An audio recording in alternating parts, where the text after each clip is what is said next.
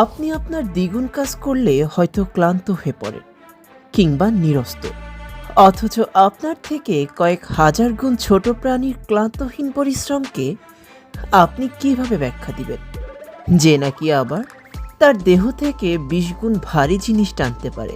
বলছিলাম পিঁপড়ার কথা। এদের জীবন আপনাকে অবাক করবে। আপনি জানলে অবাক হবেন, এই পিঁপড়ার কথা পবিত্র কোরআন এবং বাইবেলেও উল্লেখ আছে। এদের প্রায় 12,000-এর মতো প্রজাতি রয়েছে। এই পিঁপড়াদের কোনো কান থাকে না।